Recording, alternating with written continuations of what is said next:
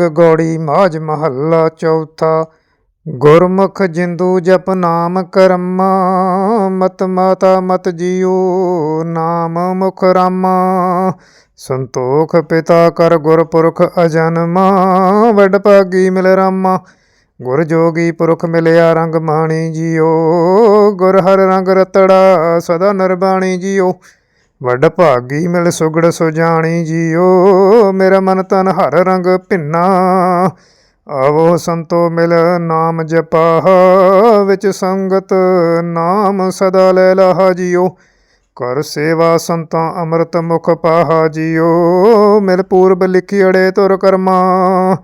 ਸਾਵਣ ਵਰਸ ਅੰਮ੍ਰਿਤ ਜਗ ਛਾਇਆ ਜੀਓ, ਮਨ ਮੋਰ ਕੁਹੂ ਕਿਹੜਾ ਸ਼ਬਦ ਮੁਖ ਪਾਇਆ। ਹਰ ਅੰਮ੍ਰਿਤ ਵੁਠੜਾ ਮਿਲਿਆ ਹਰ ਰਾਇਆ ਜੀਓ, ਜਨ ਨਾਨਕ ਪ੍ਰੇਮ ਰਤਨਾ।